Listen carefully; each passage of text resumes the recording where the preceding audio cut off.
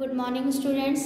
आज मैं आप लोगों को आपका 10th चैप्टर, इससे पहले मैंने आप लोगों का जो तानसेन वाला चैप्टर था वो कंप्लीट करा दिया था। आई होप आप लोगों ने भी कॉपी में कर लिया होगा। आज मैं आप लोगों को आपका 10th चैप्टर पढ़ाने जा रही हूँ, जिसमें क्या है, अश्वमेध का घोड़ा। आप लोगों ने इसको 3rd क्लास में भी पढ़ा था, मैंने पढ़ाया था आप लोगों को 3rd क्लास में, सेम यही चैप्टर था। तो आज हम लोग एक बार फिर पढ़ने जा रहे हैं। तो इस स्टोरी में, एकांकी में, कहानी में क्या होता है, एक तरीके का नाटक है ये। तो इसमें बताया गया है जो रामचंद्र जी एक महायज्ञ करते हैं, अश्वमेध यज्ञ करते हैं। तो उसमें एक घोड़े को पूरे गांव में घुमाना होता है और वो घूम के फिर वहीं पे आएगा, और उस पर चुनौती लिखी होती है कि जो इस घोड़े को पकड़ लेगा उसको श्री रामचंद्र जी के साथ युद्ध करना पड़ेगा। ठीक है, तो उसके जो अश्वमेध का घोड़ा होता है उसको कौन पकड़ लेता है? श्री रामचंद्र जी के पुत्र ही पकड़ लेते हैं उसको, लव और कुश, और चुनौती को स्वीकार कर लेते हैं। तो वही हम इस चैप्टर में पढ़ेंगे, आप लोग ध्यान से देखेंगे और सुनेंगे। ये रामायण की घटना है। प्रथम दृश्य, पहले क्या होता है, आश्रम के समीप, जो उनका आश्रम था लव कुश का, एक सुसज्जित घोड़े का प्रवेश होता है। उसमें बहुत ही सजा हुआ घोड़े का प्रवेश होता है उस आश्रम में। कुश जो होता है, आह कितना सुंदर घोड़ा है भैया, लव इधर आओ। जो कुश होता है वो छोटा भाई होता है, होते हैं। ठीक है, तो वो अपने भैया से कहते हैं, भैया लव इधर आओ, देखो कितना सुंदर घोड़ा हमारे आश्रम के पास आया है, आओ इसे पकड़ें। लव कहते हैं, हाँ घोड़ा तो वास्तव में बहुत सुंदर है, कुश इसे और पास आने दो, चलो पेड़ के पीछे छिप जाते हैं, जब इधर आएगा तो हम उसे पकड़ लेंगे। कुश, भैया देखो वह कितने पास आ गया, चलो इसे पकड़कर इस पर सवारी करते हैं और पूरा वन प्रांत घूमेंगे, कितना आनंद आएगा।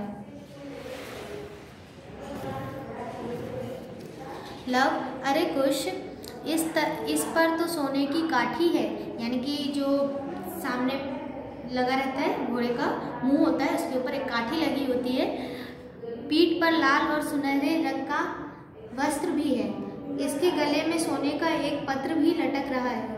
नेपथ्य से स्वर छोड़ दो, यह अश्वमेध का घोड़ा है, ऋषि पुत्रों इस घोड़े को मत पकड़ो, सैनिकों का प्रवेश। लव बोलते हैं, क्यों नहीं पकड़े? सैनिक बोलते हैं कि इस घोड़े को छोड़ दो। लव, क्यों नहीं पकड़े? हमने तो घोड़ा पकड़ लिया, हमें यह घोड़ा बहुत अच्छा लगा और इसे अपने पास ही आश्रम में रखेंगे। सैनिक, मैं तुम्हें कैसे समझाऊं, यह अयोध्यापति महाराज श्री रामचंद्र जी का घोड़ा है।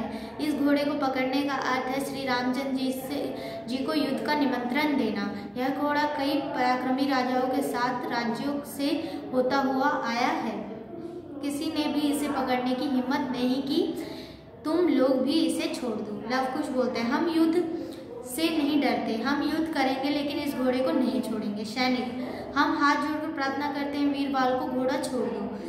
लव बोलते हैं, कदापि नहीं।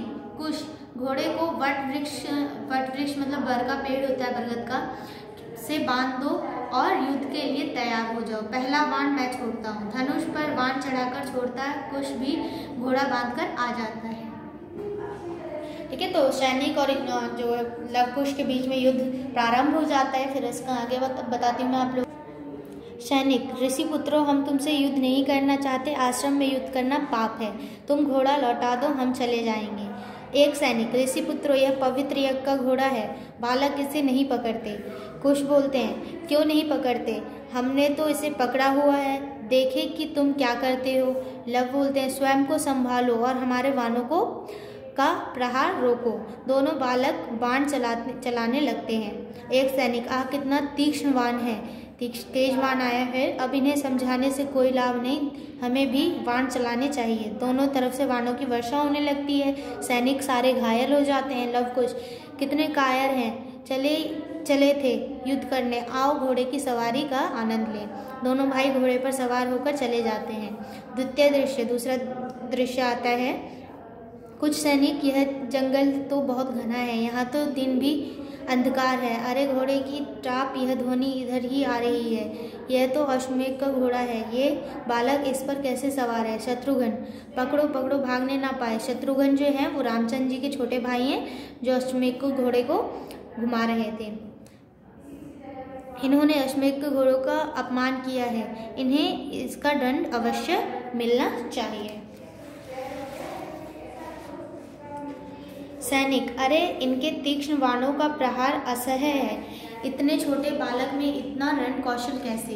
कुछ सैनिक धरती पर गिरने लगे। शत्रुघ्न, ऋषि पुत्रों सावधान, मेरे बाणों का सामना करो। मैं श्री रामचंद्र जी का लघु भ्राता शत्रुघ्न हूँ, यानी कि लघु यानी कि छोटा भाई हूँ। लवकुश, आइए रणभूमि में आपका स्वागत है। हमारे बाणों के प्रहार को रोके। शत्रुघ्न बालकों के बाण से घायल होकर सेना के साथ भाग जाता है। कुश, चलो आश्रम में चलते हैं, माता घोड़े को देखकर प्रसन्न होंगी। दोनों भाई आश्रम की ओर आते हैं, तभी श्री राम अपने सैनिकों के साथ वहां आते हैं। तीसरा दृश्य यह होता है, राम, मैं अयोध्यापति राम ऋषि पुत्र को प्रणाम करता हूँ। मैं तुम्हारी वीरता का सम्मान करता हूँ। मेरी विनती है कि घोड़ा छोड़ दो। लवकुश श्री राम के चरणों में 2 बाण प्रणाम स्वरूप छोड़ते हैं। लवकुश, आप हमारा प्रणाम स्वीकार करें। हमने सुना है जो यज्ञ के घोड़े को पकड़ता है, युद्ध में परास्त होने पर ही उसे लौटाता है। हम अभी परास्त नहीं हुए हैं। महाराज, आप अपनी सेना को युद्ध की आज्ञा दीजिए। राम, नहीं, मैं तुम लोगों से युद्ध नहीं कर सकता। मेरा निवेदन है कि घोड़ा लौटा दो।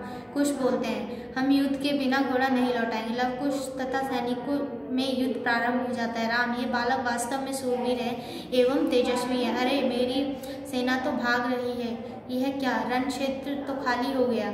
लवकुश बोलते हैं, महाराज, अब आप युद्ध के लिए तैयार हो जाएं। दोनों धनुष बाण चढ़ाते हैं, तभी सीता दौड़ती हुई आती है। सीता, नहीं पुत्रों, यह क्या कर रहे हो? महाराज, तुम्हारे पूज्य पिता हैं।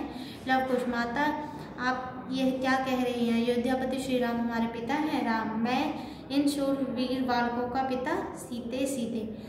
लवकुश पिता के चरणों में गिर पड़ते हैं। श्री रामचंद्र उन्हें गले से लगा लेते हैं। मैं इन शूरवीर पुत्रों को पाकर धन्य हो गया। लवकुश, हमें क्षमा कर दीजिए पिताजी। तो आप लोगों ने देखा इस चैप्टर में क्या था कि लवकुश अश्वमेध को घोड़े को पकड़ लेते हैं और रामचंद्र जी से युद्ध की चुनौती को स्वीकार कर लेते हैं। तो आप लोग भी इस चैप्टर को अच्छे से रीडिंग करेंगे और समझेंगे और इसकी वर्ड मीनिंग है उसको कॉपी में नोट करेंगे। नेक्स्ट डे मैं आप लोग को इसका क्वेश्चन आंसर सेंड करूँगी। Okay, thank you.